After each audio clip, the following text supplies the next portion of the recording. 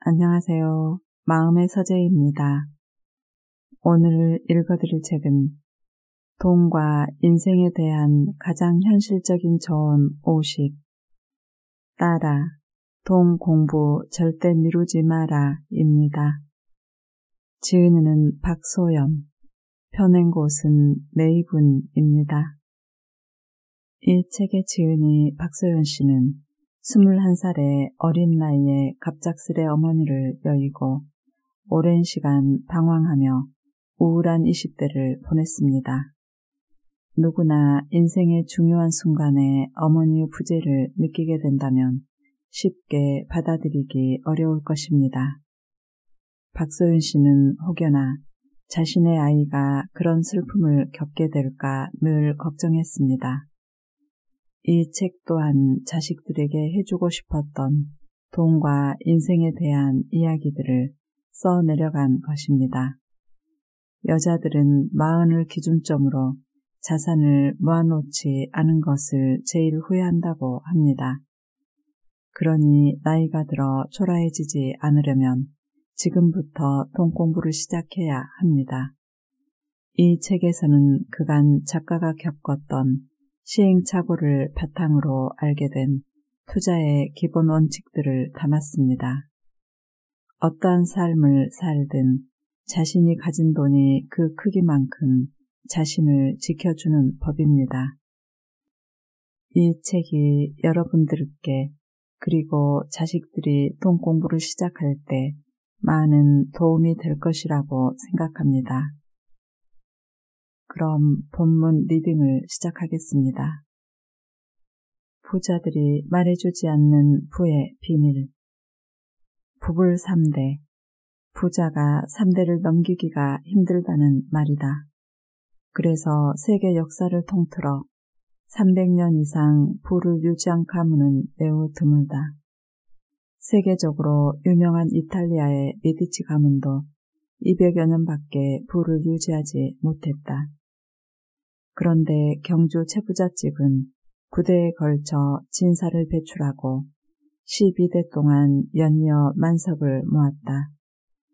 어떻게 그들은 300년 동안이나 부를 유지할 수 있었을까?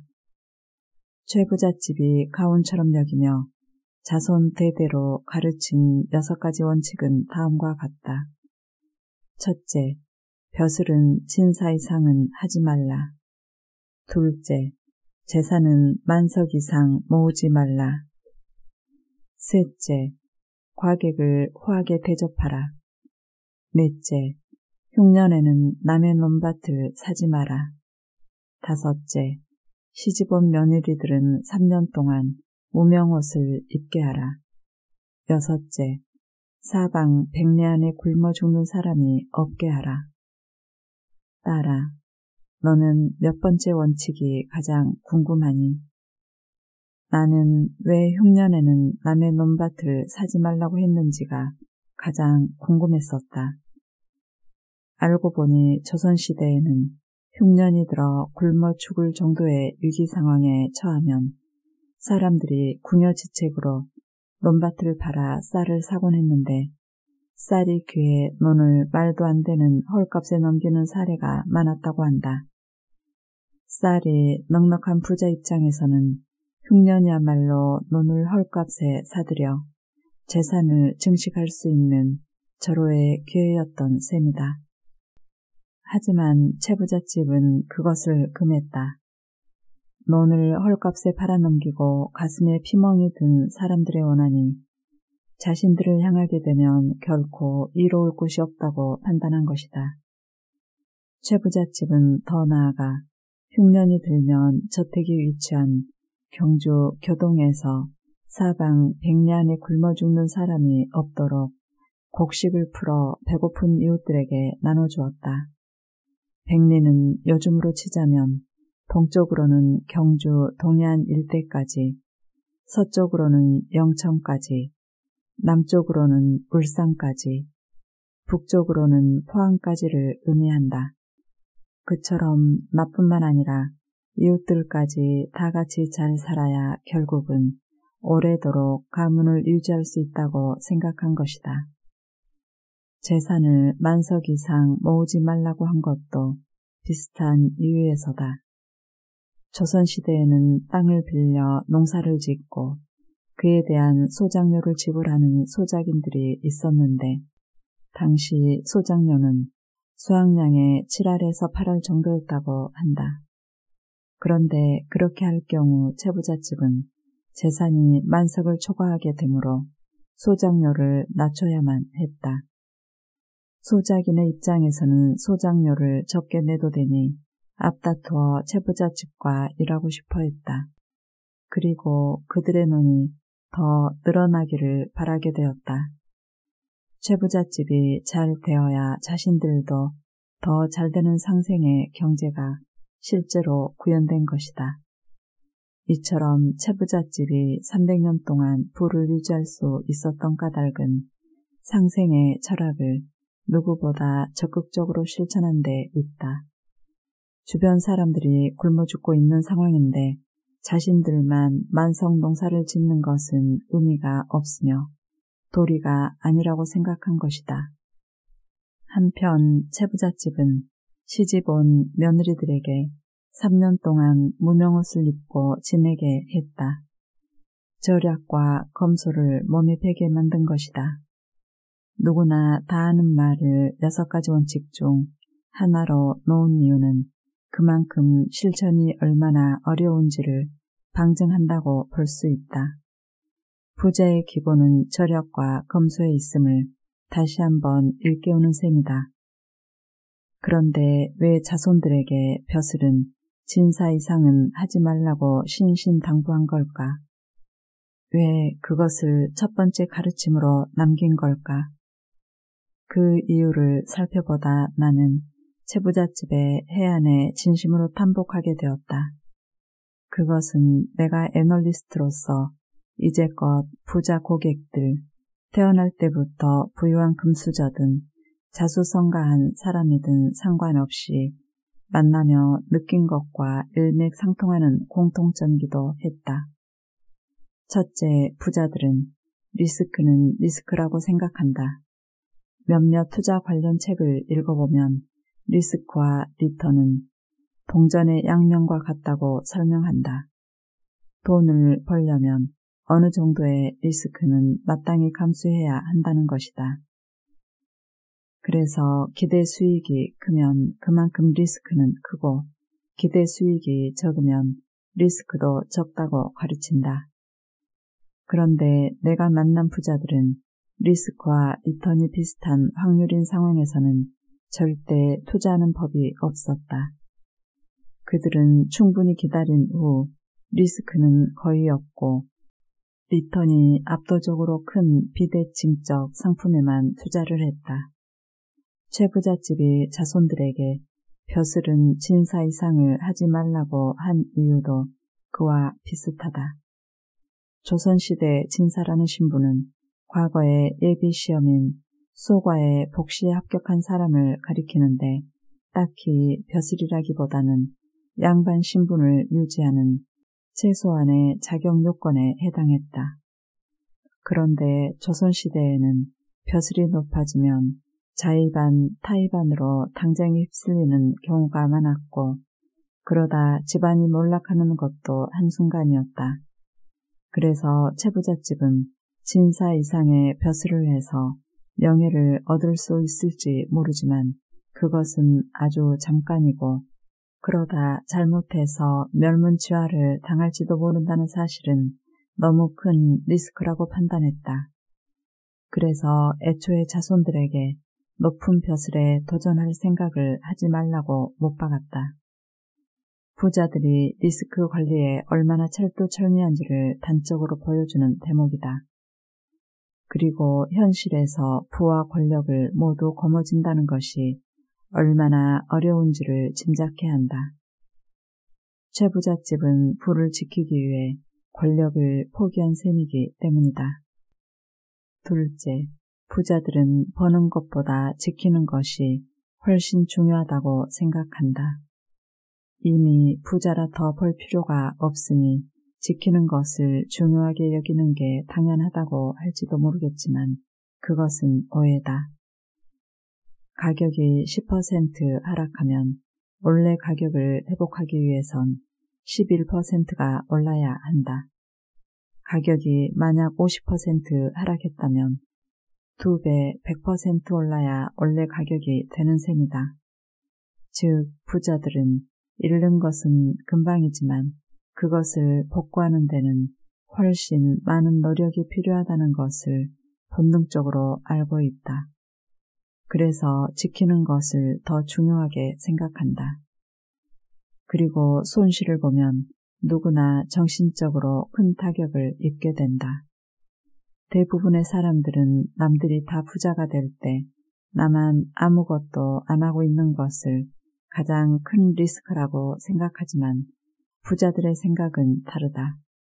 그들은 열심히 저축하고 모은 돈을 한순간에 잘못된 판단으로 날려서 자존감에 치명상을 입게 되면 그것을 회복하기가 얼마나 어려운지 알고 있다. 그래서 부자들은 기를 쓰고 어떻게든 돈을 잃지 않고 지키기 위해 애쓴다. 정신적으로 건강하고 긍정적인 상태를 유지하면 새로운 기회는 언제든 다시 찾아온다는 것을 잘 알고 있기 때문이다. 셋째, 부자들은 분산 투자를 하지 않는다. 투자 세계에서 가장 유명한 격언 중 하나가 달걀은 한 바구니에 담지 마라이다. 계란 한 개가 깨져도 다른 계란들은 살아남을 수 있도록 다양한 자산에 나누어 투자해야 한다는 논리다. 이를테면 LG 에너지 솔루션 주식을 이미 가지고 있다면 유럽 회사채에도 투자하고 금도 사놓고 달러도 사놓아야 한다는 것이지. 하지만 내가 만난 부자들은 의외로 분산 투자를 하지 않았다. 한 사람이 소화할 수 있는 정보량은 한계가 있기 마련이라 정보의 범위가 넓어질수록 깊이 알려고 하기보다는 대충 판단하게 되고 그러면 실패할 확률이 높아진다. 그래서 부자들은 자신이 정확하게 아는 것에 집중 투자할 뿐 자신이 잘 모르는 것에는 절대 투자하지 않는다. 대신 모르는 분야에 대해서는 충분히 알 수 있을 때까지 공부를 정말 열심히 한다. 넷째, 부자들은 주변의 조건 없이 밥을 많이 산다. 그들은 본능적으로 돈이 되는 정보는 결국 사람으로부터 나온다는 것을 알고 있다. 그래서 주변 사람들에게 잘하고 누가 부탁을 해오면 웬만하면 들어주려 노력한다. 예를 들어 어느 제약회사에서 신약이 나왔다는데 그 효능이 어떤지 알아보려면 의사나 간호사 친구에게 물어보는 게 제격일 것이다. 그런데 평소에 연락 한번 안 하다가 불쑥 전화를 해서 물어본다면 친구가 제대로 답해줄까? 아마도 친구는 필요할 때만 전화를 걸어 자신을 이용한다고 못마땅해야 할지도 모른다. 그래서 부자들은 평소에 주변 사람들에게 밥을 많이 사고 작은 것이라도 도움이나 정보를 받으면 반드시 성의 표시를 하려고 한다. 경주 채부잣집도 마찬가지였다. 조선시대에는 지나가는 나그네가 전혀 알지 못하는 양반집이나 부잣집 사랑채에 며칠씩 머물다 가는 일이 흔했다. 그런데 채부잣집에서는 유독 과객을 후하게 대접했다. 그들의 한 해 소작 수입은 쌀 3,000석 정도인데 그중 3분의 1이나 되는 1,000석을 과객 접대에 썼고 그래서인지 과객이 많이 머무를 때는 그 수가 100명을 넘기기도 했다. 심지어 밤을 지내고 떠나는 과객에게는 과메기 한 송과 하루분의 양식 그리고 노자도 몇 푼 치워보냈다. 그러면 과객들은 공짜로 재워주고 먹여준 채부잣집에 고마움을 느끼며 자신이 전국 각지를 떠돌면서 보고 들은 것들을 아낌없이 털어놓곤 했다. 교통이 발달하지 않아 여행이 어려웠던 당시 과객들이야말로 세상의 모든 새로운 정보를 시시각각으로 나르는 메신저 역할을 톡톡히 한 셈이다. 덕분에 채부잣집은 굳이 전국 각지를 돌아다니지 않아도 세상의 변화와 흐름을 가장 빨리 파악할 수 있었다. 주는 것이 있어야 받는 것이 있는 법. 만약 채부잣집이 과객을 후하게 대접하지 않았다면 그처럼 많은 사람들이 그 집에 오지 않았을 테고, 그러면 채부잣집은 곡식을 퍼줄 필요가 없어 더 많은 재산을 모았을 수 있다. 하지만 세상의 흐름을 파악하기가 쉽지 않아 결국 오랫동안 부를 지키기는 어려웠을 것이다. 사람들은 대부분 부자가 인색할 거라는 편견을 가지고 있다. 하지만 내가 본 부자들은 하나같이 돈을 허투루 쓰지는 않지만 주변에 밥을 잘 사고 잘 베풀었다. 자기 자신을 위해서는 전혀 사치를 하지 않는데 자신에게 도움을 준 사람에게는 반드시 보답하고 향후 어떤 관계로 발전할지 알 수 없지만 매 순간 만나는 사람에게 최선을 다했다. 밥을 사고 작은 것이라도 받았으면 성의 표시를 하려는 행동은 별것 아닐 수 있지만 그런 행동들이 하나하나 모여 부의 크기를 결정한다. 진심이 담긴 말과 행동은 결국 사람의 마음을 움직이기 때문이다. 그러니 될 수 있으면 너도 고맙다는 말만 하지 말고 밥이든 조그만 선물이든 사줄 수 있는 사람이 되었으면 좋겠다. 밥 잘 사주는 언니 혹은 선배가 되려면 돈이 꽤 들 수도 있지만 나는 내가 그것을 너무 아까워하지 않았으면 좋겠다. 내가 밥을 사고 고마움을 표시했던 그 사람들이 결국 너의 평판을 만들고 결정적인 순간 너를 도와줄 테니까 말이다. 그래도 사람 때문에 마음이 다치거나 힘든 날에는 중국 한 나라의 역사학자 사마천의 말을 기억했으면 좋겠다. 1년을 살려거든 곡식을 심고 10년을 살려거든 나무를 심고 100년을 살려거든 덕을 베풀어라. 부자들이 재산을 지키기 위해 매일 하는 일. 행운의 여신은 앞머리는 풍성한데 뒷머리가 대머리라는 우스갯소리를 들은 적이 있다. 그래서 행운의 여신이 말을 타고 나에게 달려오면 망설이지 말고 용기 있게 앞에서 행운의 여신을 잡아채야 한단다. 만약 행운의 여신인지 아닌지 헷갈려서 망설이면 어느새 여신은 나를 스쳐 지나가 버리고 뒤늦게 잡으려고 돌아서면 여신의 뒷머리가 대머리라 놓치고 만다는 것이다.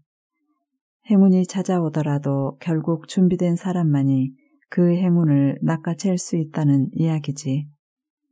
그렇다면 행운을 놓치지 않기 위해서는 어떤 준비를 해야 할까?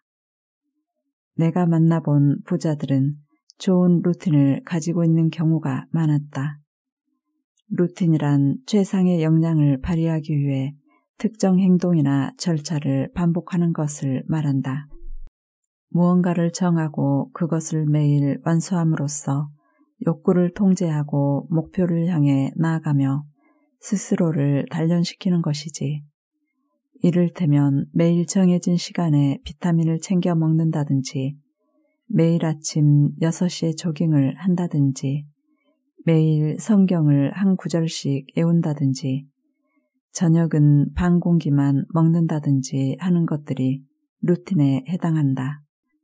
어떤 루틴이든 정해서 실천을 하게 되면 자신과의 약속을 지키는 것이 되고, 그러면 뿌듯한 마음이 들어 좋은 컨디션을 유지할 수 있게 된다.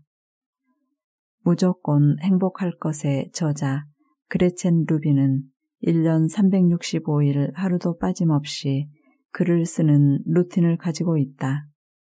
15분만 아주 짧게 쓰는 날도 있지만 하루도 건너뛰지는 않는다고 한다. 왜냐하면 적은 시간, 적은 분량이라도 매일매일 실행하면 하루치 성과나 작업량에 대한 부담이 줄어들기 때문이란다. 이처럼 루틴은 무언가 하기 싫을 때에도 부담 없이 시작할 수 있도록 해주고 중간에 포기하지 않고 끝까지 해내게 만들어 준다. 그렇다면 부자들은 구체적으로 어떤 좋은 루틴을 가지고 있을까? 첫째, 그들은 대부분 건강과 관련된 루틴을 가지고 있는 경우가 많다. 부자들은 신체적, 정신적으로 최고의 컨디션인 30, 40대의 상태를 가능한 오래 유지하는 것을 매우 중요하게 생각한다. 그래야만 행운의 여신이 찾아왔을 때 망설이지 않고 달려들어 잡아챌 수 있다고 생각하기 때문이다. 그래서 언제나 상황에 대한 판단력과 균형감을 잃지 않도록 꾸준하게 사람들을 만나고 매일 신문과 뉴스를 접하면서 시사와 트렌드에 대한 감각이 둔해지지 않도록 하고 비타민과 콜라겐 등 건강식품을 꾸준히 섭취하고 운동도 게을리하지 않는다.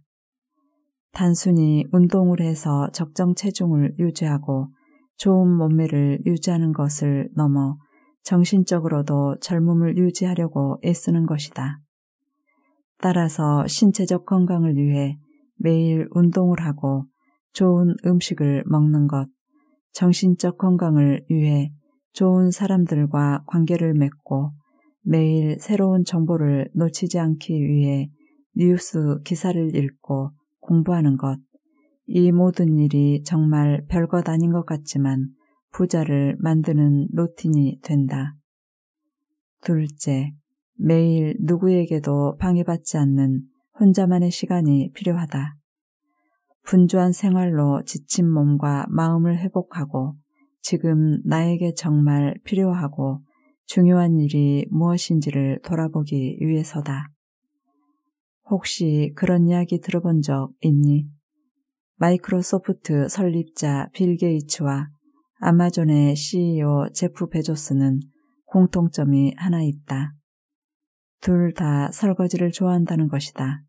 실제로 빌 게이츠는 2014년 한 커뮤니티에서 나는 취미가 하나 있는데 바로 설거지다. 저녁 시간에는 아무도 설거지를 못하게 하고 다 모아놓았다가 내가 직접 한다라고 얘기한 적도 있다. 제프 베조스 또한 비즈니스 인사이더의 편집장 헨리 블루젯에게 설거지라는 작업은 인생에서 가장 섹시한 일 중 하나가 아닐까 한다라는 말을 했었다. 그들이 설거지를 좋아하는 이유는 어지럽게 늘어져 있는 접시들을 하나하나 깨끗이 정리해가는 과정에서 심리적으로 안정감을 얻을 수 있고 설거지를 하는 시간만큼은 누구에게도 방해받지 않고 업무와 일상에서 완전히 분리되어 있을 수 있기 때문이란다. 부자들 중 유독 요가와 명상을 좋아하는 사람이 많은 것도 비슷한 이유일 것이다. 하지만 우리는 바쁘다는 이유로 걸핏하면 건강관리를 뒤로 미루고 바쁜 게 끝나면 휴가를 가고 싶다고 노래를 부르면서도 막상 시간이 주어지면 휴가를 잘 떠나지 못한다. 그래서 어쩌면 루틴은 인생에서 중요하지만 자꾸 뒤로 미루는 것들을 의도적으로 지금 여기에 끼워놓는 작업일지도 모른다. 24시간으로 한정되어 있는 시간을 좀 더 의미 있게 보내기 위해서 의도적으로 움직이고 행동하는 것이다. 애플의 설립자인 스티브 잡스는 청바지에 검은색 터틀넥만 입고 다닌 것으로 유명하다. 잡스의 옷장에는 실제로 일본 디자이너인 이세미 미야케가 만든 검은색 터틀넥이 100개 정도 걸려 있었다고 한다. 이처럼 잡스가 미야케가 만든 똑같은 터틀넥만 고집한 이유는 오늘은 뭘 입어야 할지 고민하는 시간을 줄여 그 시간을 좀 더 생산적으로 쓰기 위함이었다. 그러니 따라 1년 뒤 혹은 3년 뒤 달성하고 싶은 것이 있다면 그것을 위해 무엇을 해야 할지 수첩에 적어보고 오늘부터 그것을 이루기 위해 루틴을 만들어 보아라. 신문을 보는 것이든 아침을 꼭 먹는 것이든 그냥 조용히 20-30분 혼자 있는 시간을 가지는 것이든 아무거나 상관없다. 루틴을 하나 정해 실천해 나가다 보면 그것을 완수했을 때 자신과의 약속을 지켰다는 뿌듯함에 내일도 그것을 해놓고 싶다는 생각이 들게 된다. 그렇게 한 달, 2달이 지나기 시작하면 루틴을 하나 만들었을 뿐인데 삶이 훨씬 생기 있어질 것이다. 나는 역시 안 되라는 말 대신 이번엔 또 뭘 해보지 라는 생각을 하게 될 수도 있다. 이때 한 가지 유의할 점이 있다. 내 루틴 이퀄 이것이라고 단정 짓기 시작하면 오히려 목표 달성이 쉽지 않을 수 있다. 예를 들어 다이어트를 하기 위해 매일 아침 30분 조깅하기를 루틴으로 정했다고 해보자. 폭우가 쏟아지거나 습도가 90% 넘는 날에도 꼭 30분 조깅을 해야 하는 건 아니다.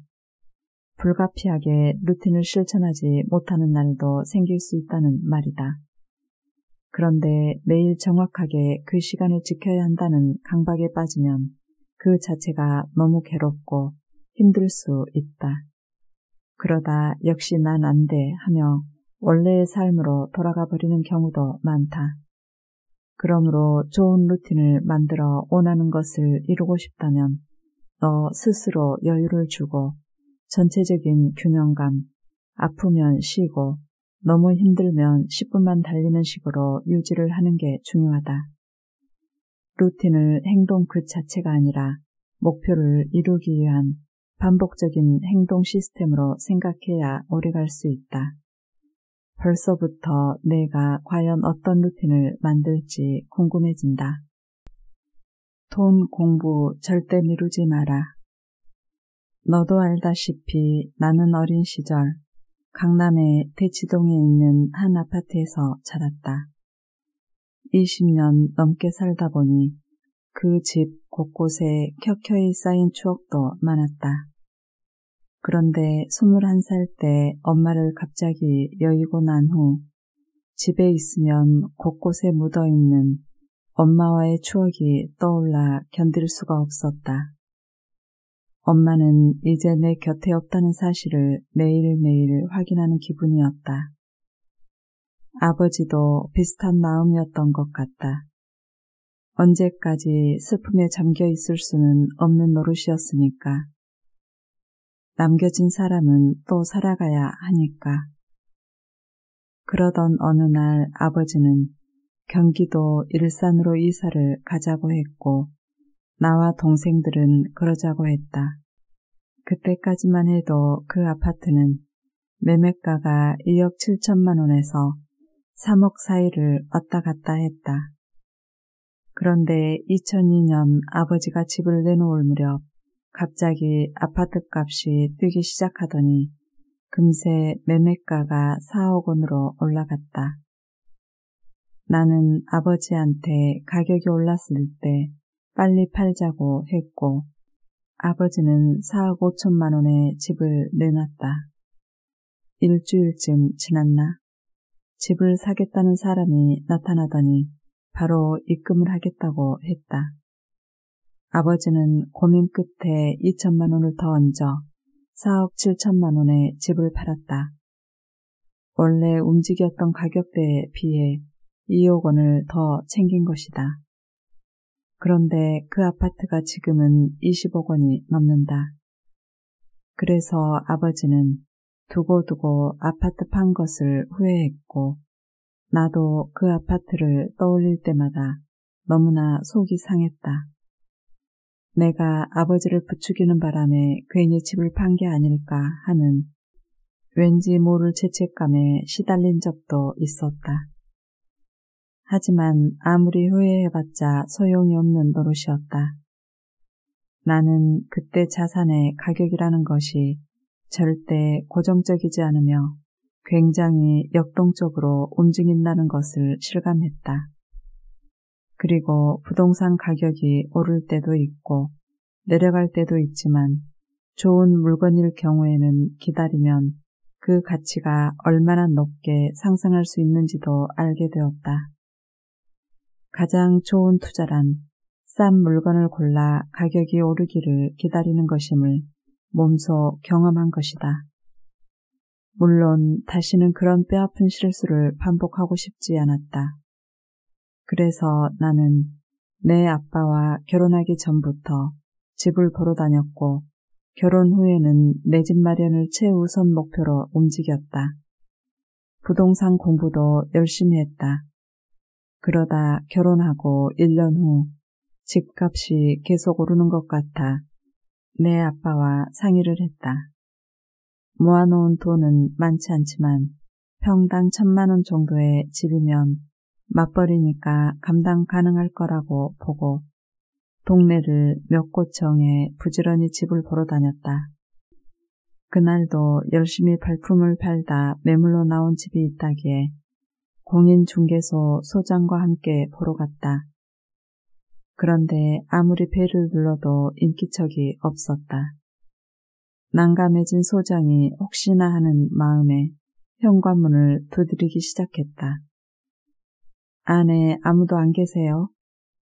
얼마쯤 지났을까?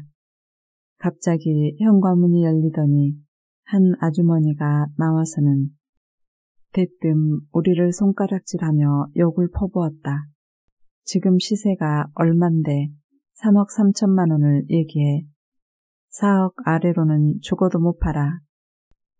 설레는 마음으로 집을 보러 간 우리는 얼굴이 벌개질 수밖에 없었고 소장은 부인과 상의 없이 남편이 단독으로 집을 내놓아서 상황이 이렇게 된 것 같다며 사과하고는 황급히 자리를 떴다. 우리는 아무 말 없이 근처 분식집에 밥을 먹으러 갔고 그리 좋아하는 떡볶이와 라면이 나왔는데 둘 다 쉬이 젓가락질을 하지 못했다. 30여 분의 침묵 끝에 내 아빠가 마침내 입술을 떼고 한 말. 한 번도 내 앞에서 욕하는 걸 본 적이 없었는데 갑자기 내 아빠 입에서 육두문자가 튀어나오자 나도 모르게 헛웃음이 터져나왔다. 나는 아직도 그때를 잊지 못한다. 집 없는 서러움이 어떤 건지를 처음으로 느꼈던 순간이기 때문이다. 하지만 우리는 그 후로도 계속 집을 보러 다녔고 결국에는 집을 장만했다. 그게 직장생활 6년 차인 30살 때의 일이었다.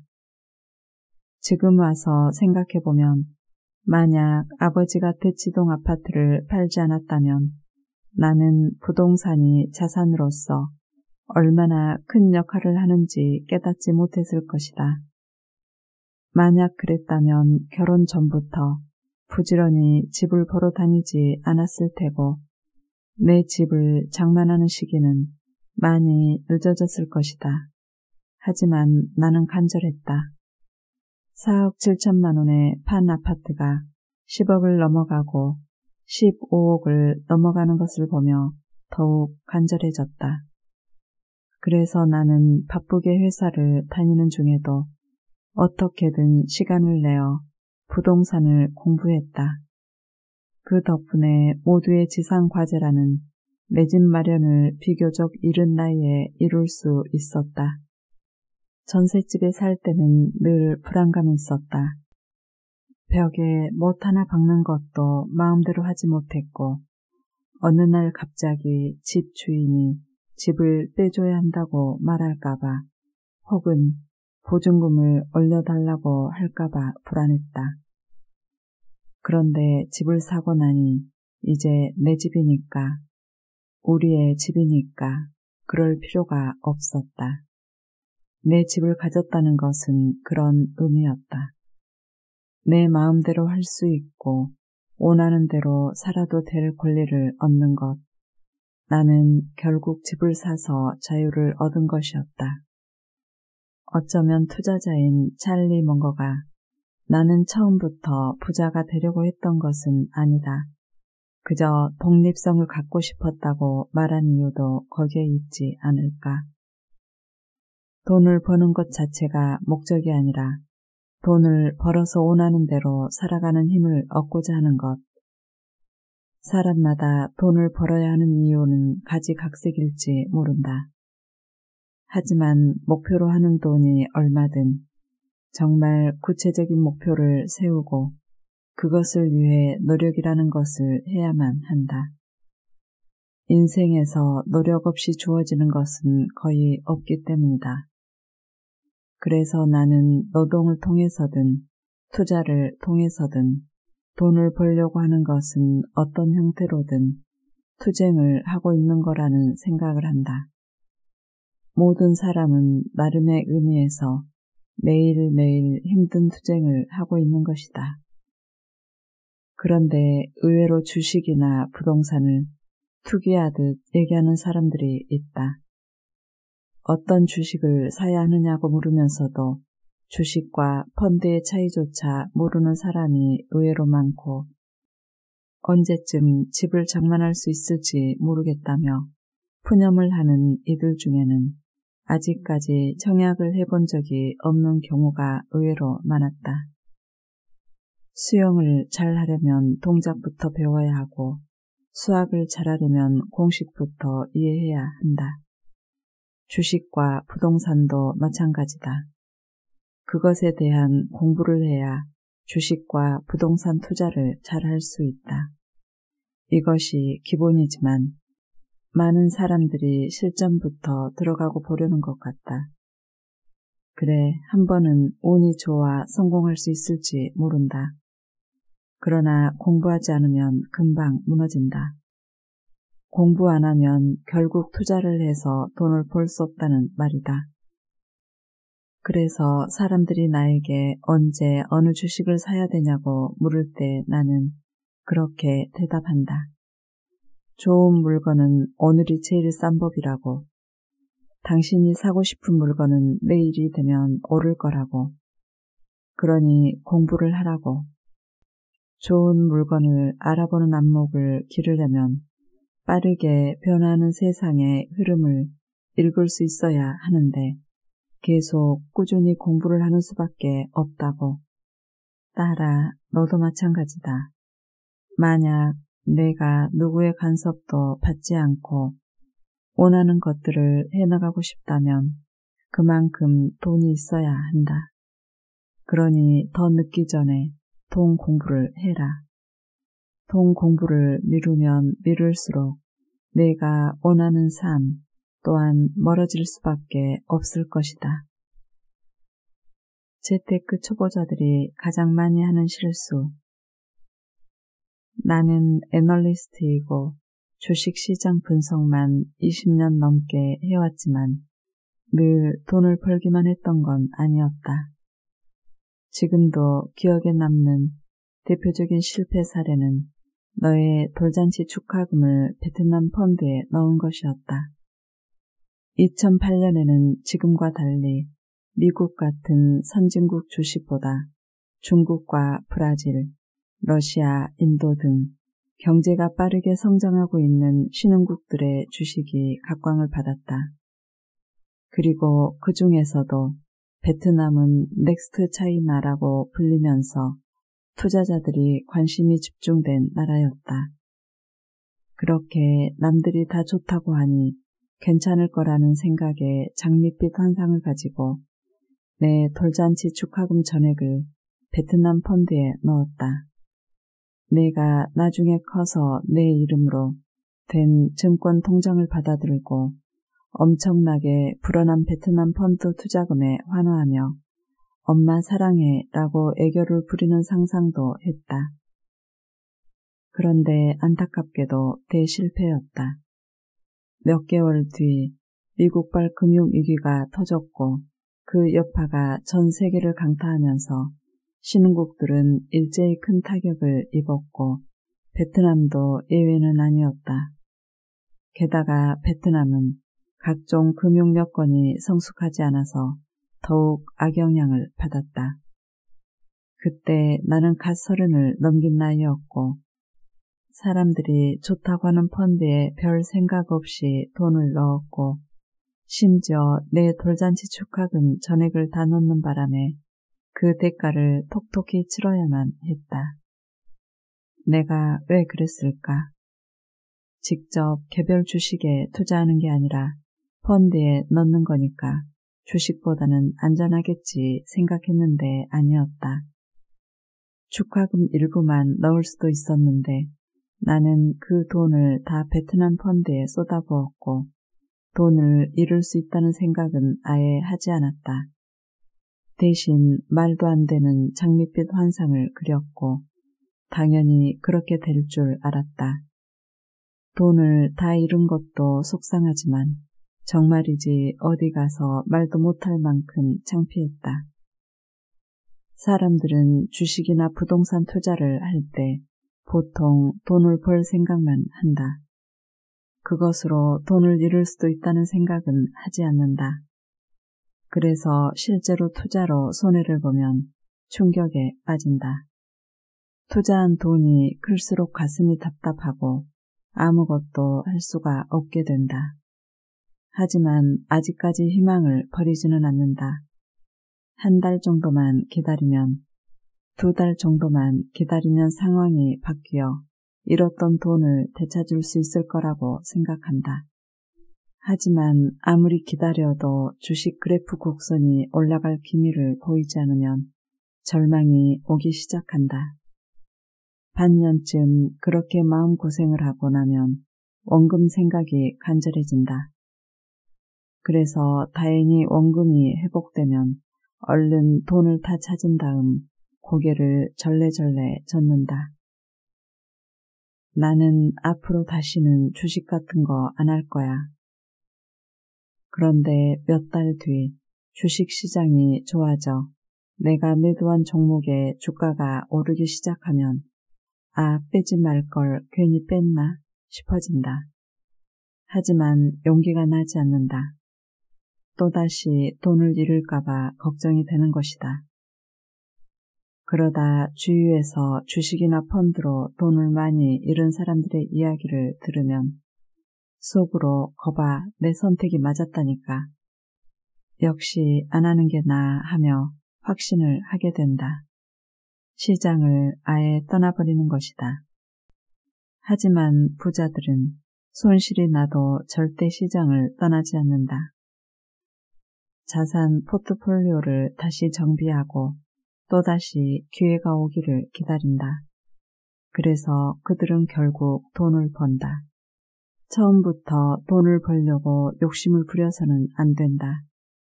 그러면 오히려 재테크 초보자들이 하는 것처럼 돈만 날리고 주식시장을 떠나버리는 최악의 사태를 맞이하게 될 수도 있다. 하지만 천천히 소액으로 경험을 늘려나가면 실패도 하겠지만 성공도 하게 될 것이다. 그러면 자연스럽게 시장을 보는 안목을 기르게 되고 점차 너에게 맞는 투자법을 찾아가게 될 것이다.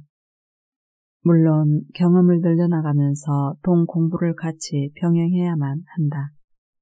실패를 했으면 왜 실패를 했는지 나름대로 분석해보고 다음번에는 같은 실수를 저지르지 않기 위해서 어떻게 해야 좋을지를 고민해봐야 한다. 그래야만 다음번에 더 나은 투자를 할 수 있게 되고 그런 경험들이 너에게 좋은 결과를 가져다 주게 될 것이다. 어떤 것이든 배울 때는 수업료를 내야 한다. 그런데 투자를 할 때 처음부터 돈을 벌 생각을 하는 것은 수업료를 내지 않겠다는 말이나 다름없다. 물론 그럴 수 있으면 참 좋겠지만 그런 일은 거의 일어나지 않는다. 투자를 할 때 가장 최소한의 수업료를 치르는 방법은 하루라도 빨리 시작해서 소액으로 다양한 경험을 해보는 것이다. 그리고 그 경험들을 통해 투자 안목을 기르는 것이다. 그렇지 않으면 40살 넘어 부지런히 모아둔 5천만 원을 덜컥 주식에 투자했다가 모두 잃을 수 있다. 더욱더 안타까운 것은 같은 돈을 잃더라도 40 넘어 큰 돈을 잃게 되면 복구하기가 더 어렵다는 사실이다.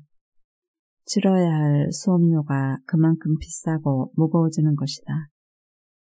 다행히 너에게는 40이 되기까지 아직 시간이 많이 남아있다. 지금 투자를 시작해 50만 원을 잃는 것이 가장 싼 수업료일 수 있다는 말이다. 그러니 하루라도 빨리 투자를 시작해 경험을 쌓아 나가라. 그리고 그 어떤 상황이 와도 투자 시장을 떠나지 마라. 시장에 좋은 물건이 많이 있을 때는 바로 남들이 떠날 때다. 물건을 사고 후회하고 싶지 않다면 베버 페이너의 법칙.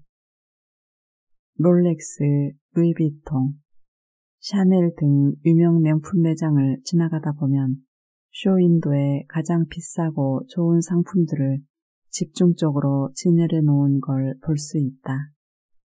의류든 가방이든 시계든 입이 떡 벌어질 정도의 가격이지. 그런데 막상 매장에 들어가 보면 일반 소비자들이 조금만 욕심을 내면 살 수 있는 물건들이 꽤 있다. 작은 가방이나 지갑, 머플러 같은 것들 말이다.